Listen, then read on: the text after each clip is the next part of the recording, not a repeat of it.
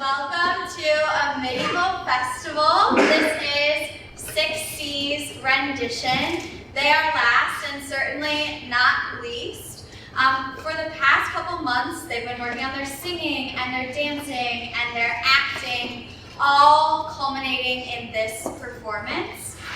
In between each skit that they're doing today, there are narrations, introductions that they wrote in English class, as well as a poetry reading that is based off of the book, The Inquisitor's Tale, that they are reading in English class, also poems that were written in English class. So this show isn't just all about drama, it's also about history and English that we really enjoy those collaborative moments, and this is one of those that we really love to have during the school year. So, without further ado, we've got a medieval festival by 6C.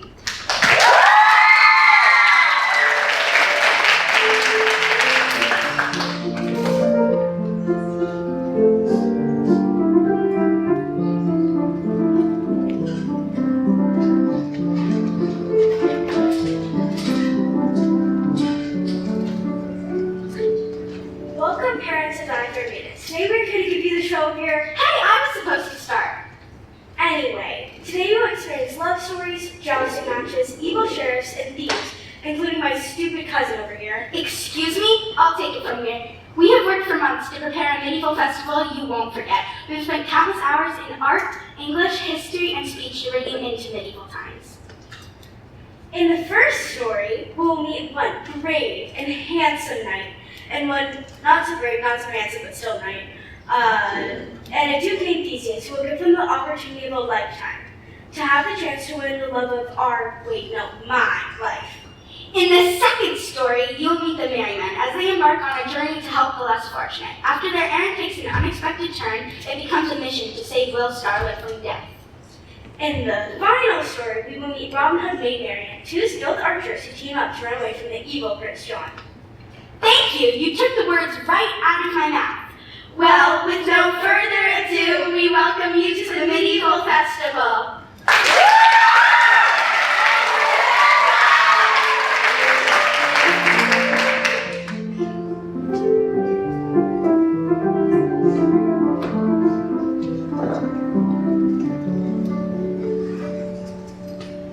A long time ago, there was a big war against an evil duke named Theseus. There were two brave cousins, Archery and Palmon, who fought alongside one another.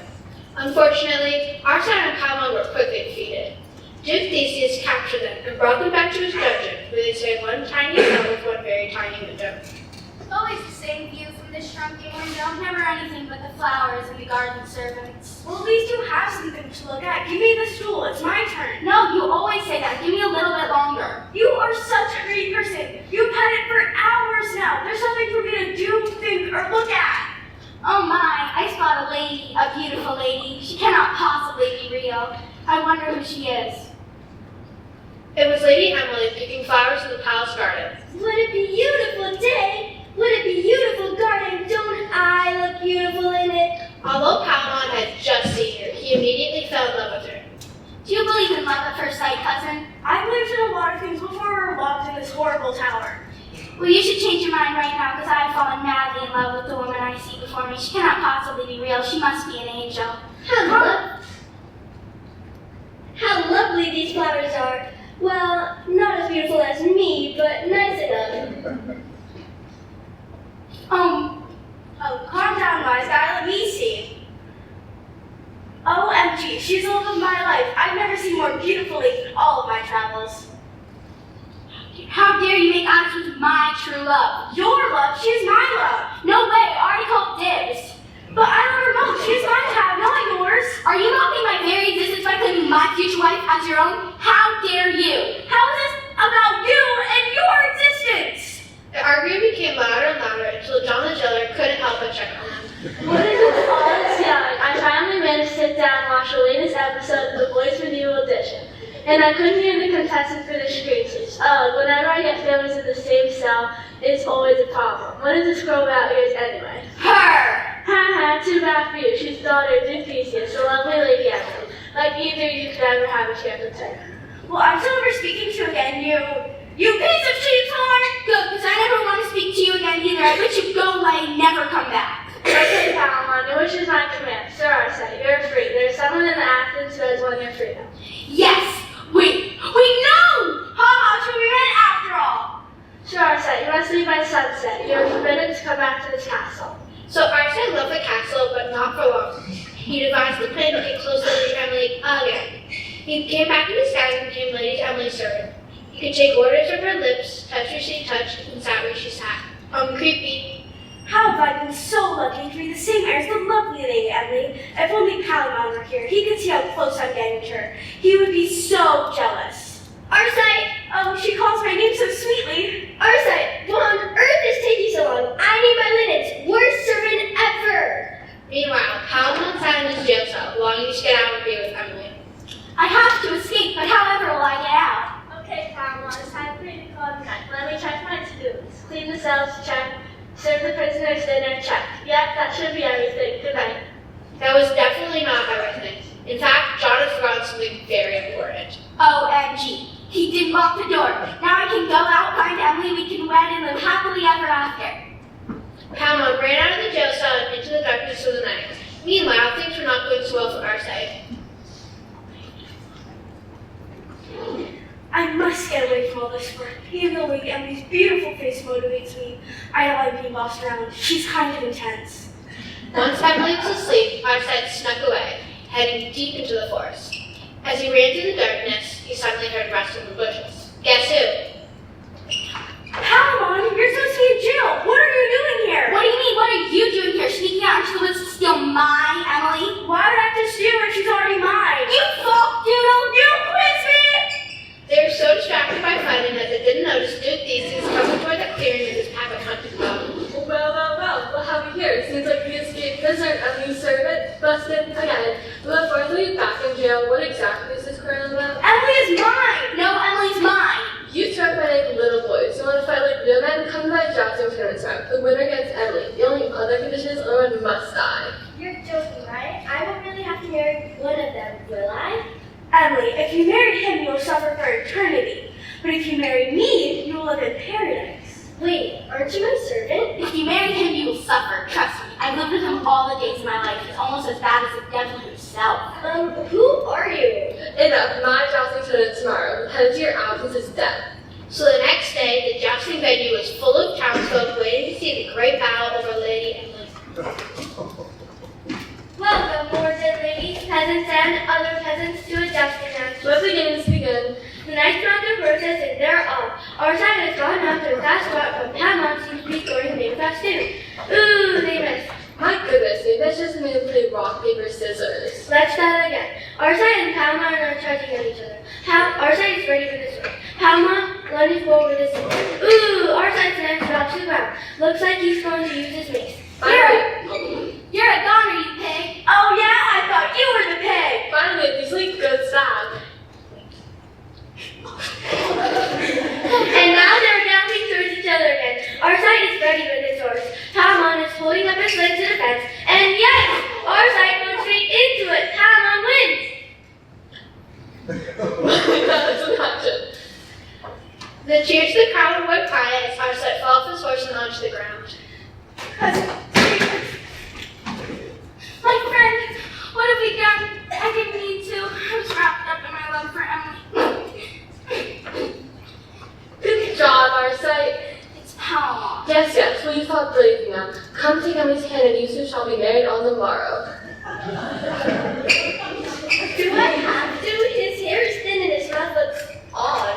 Emily dear, you should be honored. Honored? I think you mean terrified. Dad, don't make me do this. Come now, Arcite, you'll live with me and my noble family in our manor, and it'll be the best family ever. It's still Palamon. So Palamon took Emily's hand, Ew, you smell like rotten eggs. and they lived miserably ever after. Hooray!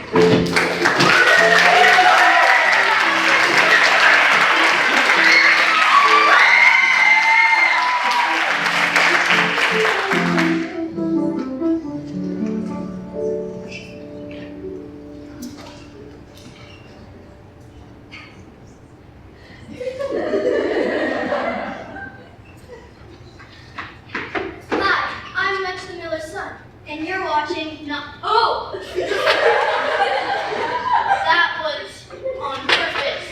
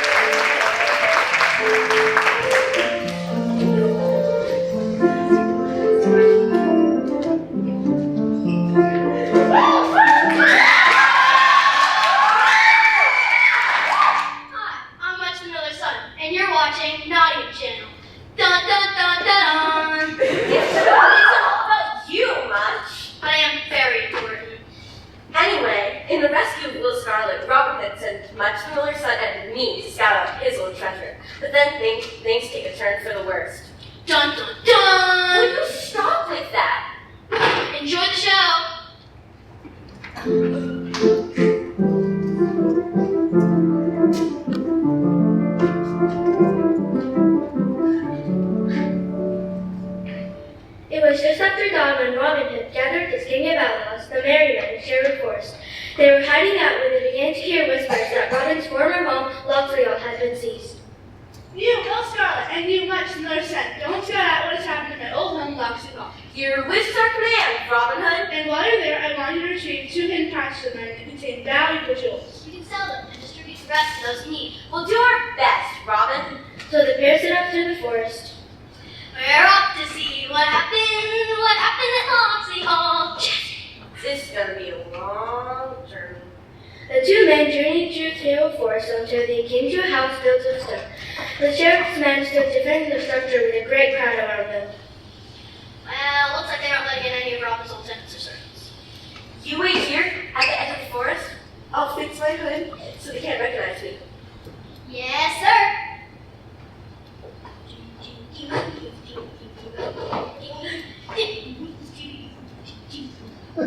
Sorry, my mind. What seems to be happening here? Good people. In the name of Prince John, this joint is now ours. You can stay if you pay up. Don't worry, Robin Hood will find a way to fix this. Will Scarlet tiptoed into Locksley and went upstairs to gather the rest of his and Robin's goods. He moved stealthily to the end of the room, opened a trunk, and lifted 2 pouches out of it. Here it is. Now I just have to get out of this place. Will almost slipped away unnoticed, but he unfortunately stepped out of the room just as Sir Guy turned the corner. You there, stop. Well, lad, where exactly do you think you're going with those guns? I knew no harm. I was a servant here for 20 years, but now that my old master Robin Locksley, has become a horrible outlaw. I've no word for me, nothing but my old clothes here. Well, I probably know that I, Sir Guy, am now in charge of Locksley Hall, and I don't want people like you working for me. Be on your way. Thank you, kind sir. So long. Farewell. Auf Wiedersehen. Good night. Warman, the steward who once served Robin Hood and who had now betrayed him, approached Sir Guy suspicious. Who was that? Just a poor man collecting what was left of his meager belongings. Sir Guy, I highly recommend we check to see if that man was really carrying. He could be carrying out his former master's goods. Ah, yes. Good point. Stop that man!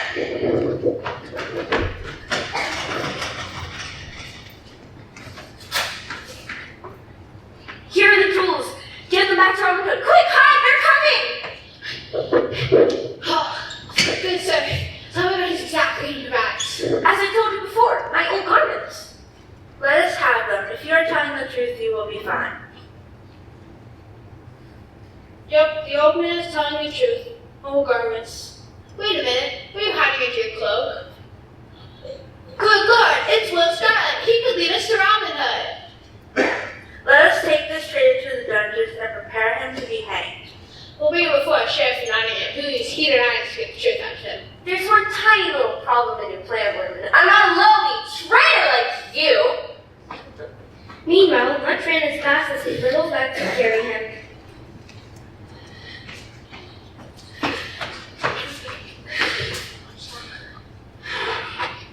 I ran as fast and my long and powerful legs could carry me. They captured Will! He's not the rescuer. I myself will die with him. Go to the others and prepare them for battle. We leave for Nottingham at sunset. The Merryman and Robin planned their attack late into the night. In the morning, some of the men along with Robin disguised themselves and headed towards the town square. We must fear the hanging shot at noon. Let's find plans to hang men free. And so Robin Hood and the Merryman set out to find the hangman and set their plan in motion. I am no traitor. I will not betray my master. Don't worry. We'll find him and hang him beside your rotting bones. Sir, I have one last request before I die. Go on. My master, Robin Hood, has only let one of his men die a honorable death. Put a sword in my hand and let me fight against your men. Ha! You really think I'd give you that chance? You better believe it, you cowardly We are just going to cut this part out since some of the following words are not familiar. Let's get to the part where he asked the crowd to hang Scarlet. The hangman went missing this morning. He can't do the hanging. What? Then who will? Would anybody like to have the honor in killing this thief? I have a grudge that I like to tell little Scarlet. Go on, take it away, old man. Get ready to run. And as the old prelate took off his cloak, everybody realized it was really Robin Hood in disguise. Men of Sherwood, free men of England, save this innocent man from death. It's Robin Hood. Stop that man. Go now. You can be in no harm to come upon anyone. Treachery. Down with Robin Hood. After a quick sign from Robin Hood, all his men in the crowd ripped off their disguises. They drew their weapons and the crowd shouted for joy at the sight. Sheriff, let my friends go, or the first arrow I shoot will be aimed at you. You'll pay for this, Robin Hood. When the sheriff and his guards saw that they were outnumbered, they turned to flee.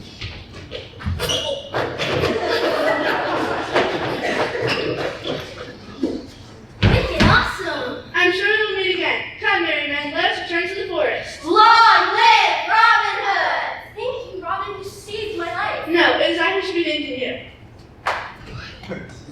You were willing to die for me. People of Nottingham, I'll return.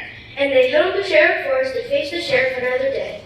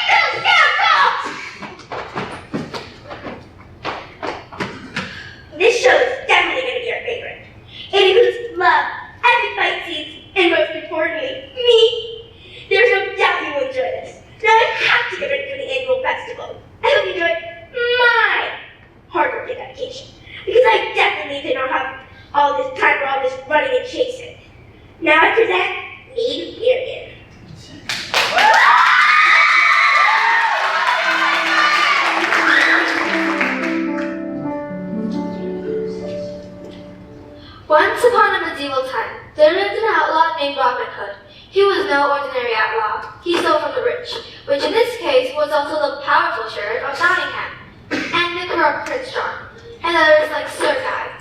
Oh look, there he is now, at the annual Gala Festival. And there is Robin Hood and Maid Marian, the plot thickens. We leave you to watch the story unfold. To the fine days of joining us on and dancing in the forest. Indeed, I love Merry Festival. Look at all these crowds. I'd say this is the best festival we've ever had. He looks oddly familiar, and so does Shepherd's over there, to be honest. Ready? Aim, fire. Bullseye, bow down, bow down. Wow, who is that young woman and how is she so good at archery? Wait a minute. She looks a lot like Lord Fitzwall's daughter, Marian. I've heard that her name is Clorinda. She's just a local shepherdess on attends these feasts. I don't know much about her. Very impressive, my lady. Now let's see if you're a match for me.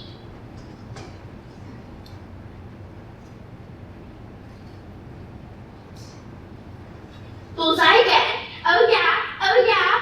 Seems like a tie. It does seem that way, and as a reward for your skills, I claim your hand!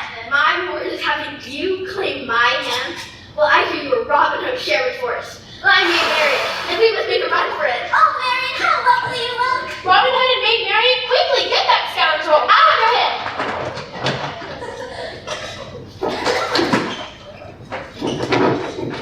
Unable to catch our heroes, Sir Guy, Horn, and Sheriff Nottingham go to interrogate Lord Fitzwall, Marian's father.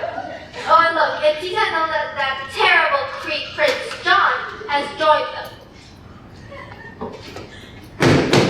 Lord Fitzwall, come out immediately! What is all this racket? Who are you all? Who am I? How dare You complete fool! This is Prince John, who rules in King Richard's stead.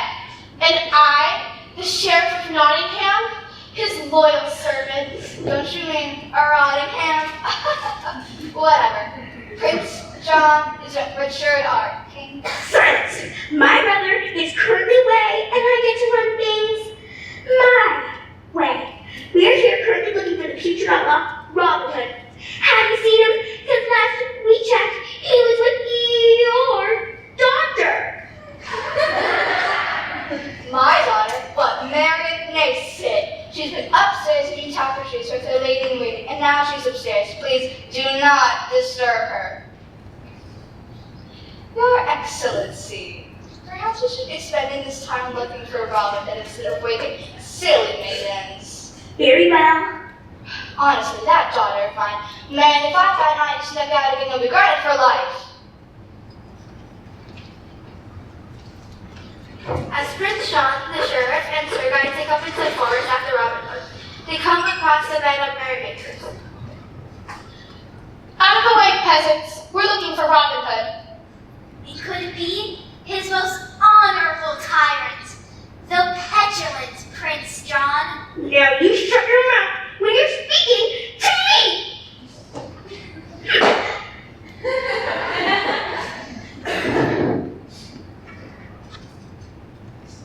Maid, move out of the way and treacherous company, come with us.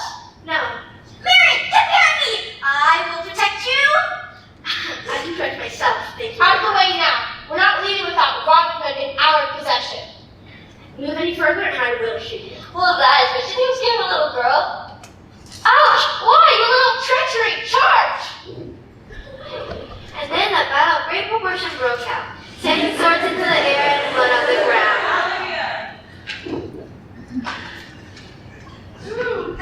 Come on, guys, let's wait for it! Retreat! Retreat!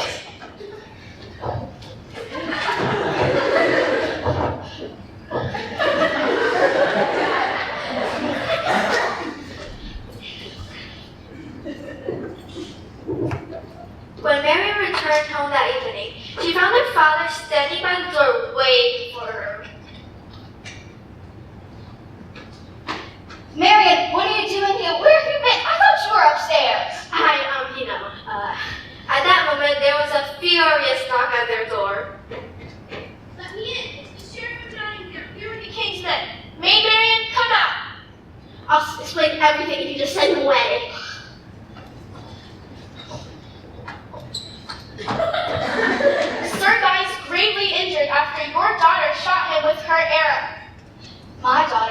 and she would never do such a thing. Really?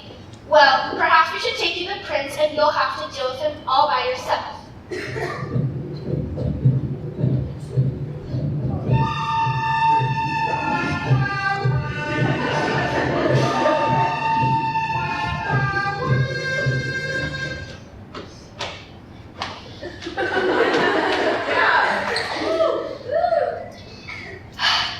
I want the truth. Did you battle the king's men? I'm sorry, Father, but I did. Ugh, Marion, what am I to do with you? Perhaps I should put you high in the tower and keep you safe. I'd like to see you even try. Even if you put me up high in a tower, I'll climb up my window in a safe to share with Forrest. Robin and his men will get me there. Robin Hood, what is this news? I can hear Prince John coming. Listen carefully. I have an idea. So Lord Prince Walter and Marian devised a plan just as Prince John rode up to the castle. That is enough, young lady. Go to your room. You're grounded. Excuse you. I would like to know why you sent my sheriff away. Please pardon me, Prince John. I'm mistaking your medicine looking for the evil Robin Hood trying to get entry into my castle. Anyways, your daughter should be hanged after what she did. I sent her to her room because she was out in the festival so late. Marion! Where is she? Look over there! The window is wide open! She must have escaped! God, my little girl, how can she betray me like this? Have it, dear. Probably won't want this time. Lord Prince Walter had stalked the king bed long enough that Marian made it back to Sherwood Forest in her disguise. But before she could find Robin Hood, she was intercepted by a passing stranger.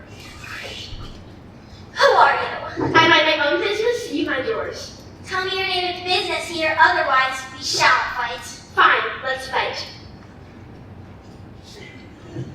Robin Hood soon found out that his antagonist was as strong as him in swordsmanship. How in the world are you as good as me? Wait, Robin, is that you? Marion, what are you doing here? The king's men were after me, so I fled. Well then, you shall live with us for the rest of your days. Robin Hood then took Marian's hand and led her to his home. There was music and dancing that night, and Robin Hood toasted his new queen. Let us toast first to the King Richard and his queen. And let us toast the king and queen of Sherwood, Robin Hood and Maid Marian. Hooray!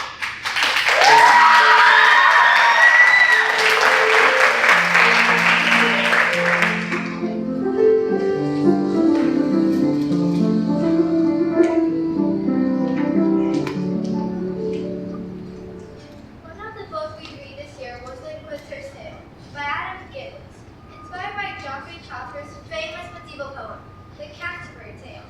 This story follows three magical children who have a various adventure in France, though none of them quite fit in where they come from. John, William, and Jacob find each other, fight dragons, dodge knights, defy a queen, and be characters. In the process, they discover the power and meaning of friendship despite differences. In the next part of our festival, we will read poems we wrote about the characters in The Inquisitor's Tale. Our poem used two major literary devices, alliteration and rhyming couplets. In honor of two most important medieval poems, Beowulf and The Canterbury Tales. We hope you enjoy them.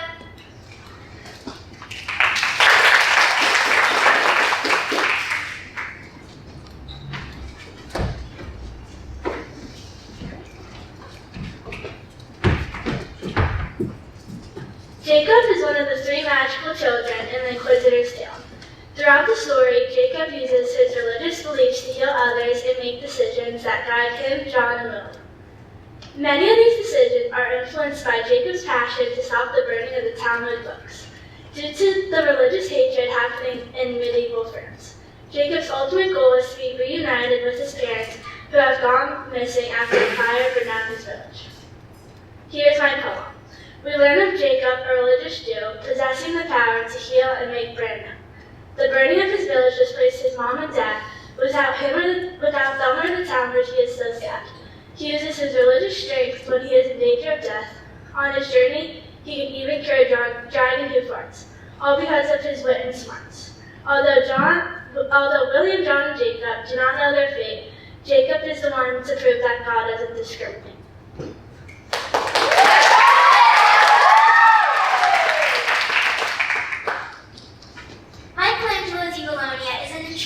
dynamic character in the Inquisitor's tale who was never who we expect him to be.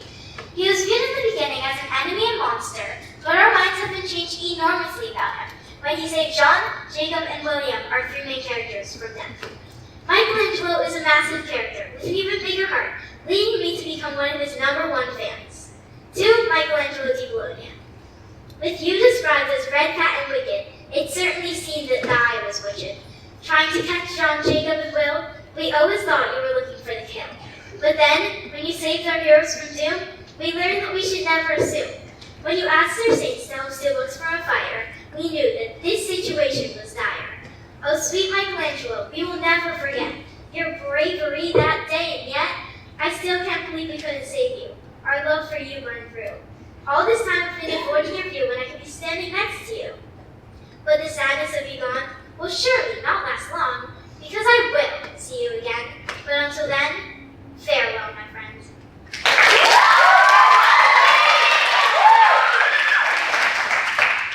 The little nun tells most of the story to the Inquisitor and seems to know everything, almost like she has psychic abilities. We do not know much about her, she's quite mysterious. She's a magnificent storyteller, all because she is so stellar, so mysterious, her looks so imperious. Although she is little, she can be so brittle, her sight so narrow, yet sharp as an arrow. 'Tis she who sees all, fret her knees you shall fall.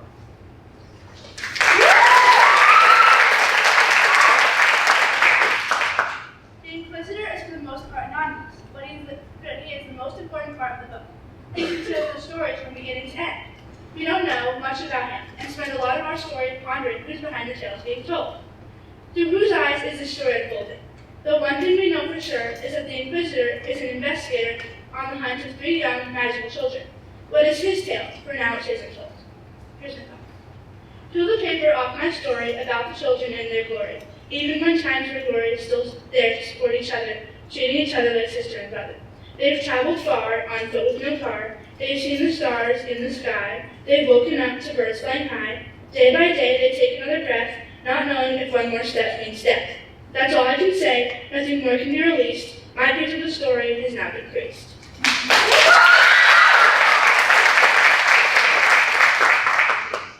I'm writing about the stinking cheesecake blast that appears in chapter 12 of the Inquisitor's Tale. Jen refuses to try it at first, but when she does, she likes it. This cheese is very significant in the novel because it leads up to the rising action where the children learn that the fire-breathing dragon isn't in fact diabolical, but just has a stomachache due to this cheese. Oh, take us. I say you smell sickening, that I would much rather have a chicken wing. I keep on emphasizing that I think you look unappetizing. Then I say you taste like feet, but you still do not retreat. I say you taste alive, and you strive to be better, maybe even cheddar.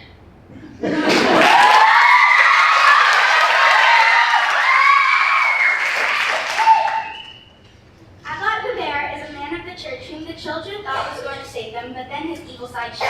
He tries to kill the kids, but Michelangelo di Bologna, who is thought to be red, fat, and wicked, intervenes and saves the trio. We see that he and Michelangelo di Bologna and there had a big promise in their past that Abbot Hubert had not kept. This is Jean as if she were talking to Abbot Hubert about what had went down. I thought you were a hero, true and bright, but now I see you in a different light. When we asked you for aid, you left us with the blade dismayed. We've survived despite your madness, your actions showed a lack of kindness. You broke your promise, left us in pain, we felt the weight of your deception like a chain. Your promises were empty, your words untrue, we saw through your lies, we knew what to do. We've moved on, we've left you in past, we'll find a way to make it last.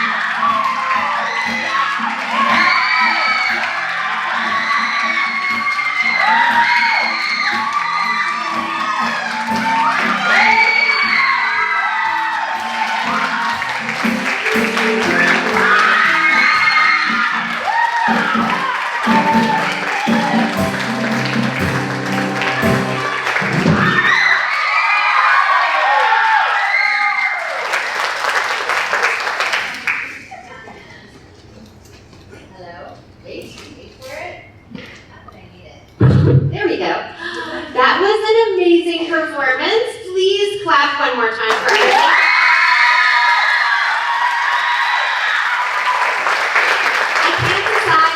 Favorite part of that performance was, I do believe it was anytime we were jousting or sword fighting with these giant sweet smiles on our little faces, absolutely looking delighted. I loved seeing you put yourselves forward in this way. You were so brave, and there were a couple of moments where things went a little bit off script, and that we recovered so beautifully, and that really is what this is all about. We love having you up on stage, seeing how it feels to do your work in front of an audience.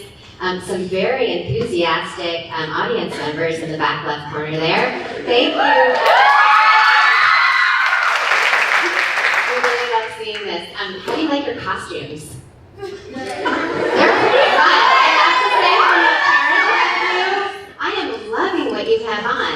I'm almost sad that in just a couple of minutes you're going to put your uniforms back on, and then it's back to life as we know it at Marymount. I'd like, for a moment, if you could keep standing there, can I thank some very important adults who helped with this performance? I'm going to start with Ms. Garrios, Mr. Brozek, Mr. Persaud, and Mr. Amour. These are all the people who put together all of the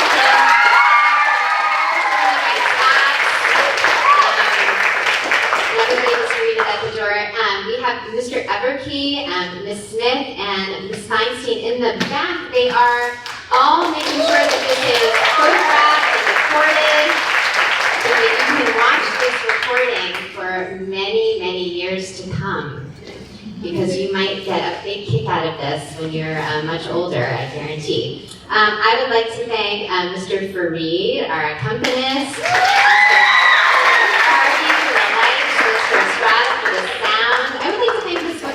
as well.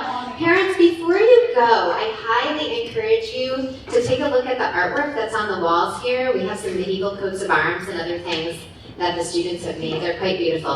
We will turn the lights on so you can take a look at all of those. I would like to thank our English teacher, Dr. Kennedy, and musical director, Ms. Hanahan.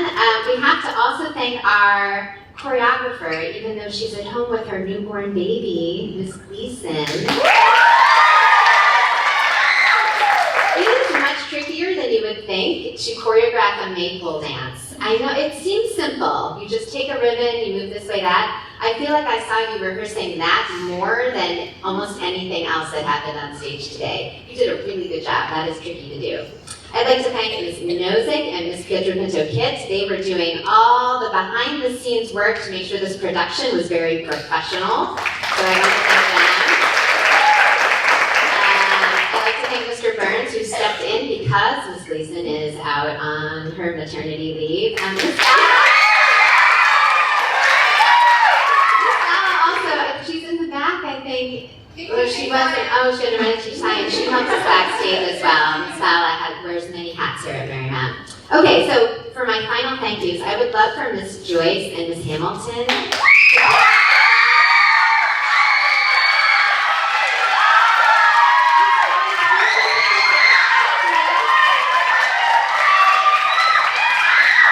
These two talented, passionate women saw this production through from the beginning to the end, spent so much time with these students, making sure they were confident in their lines,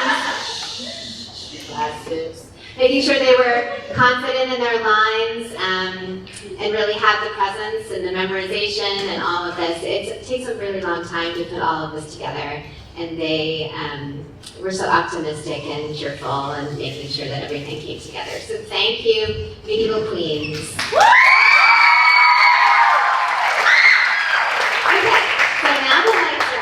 This is what's going to happen next. Mr. Everkey is going to line up all our actresses and make sure they are ready for an official photo.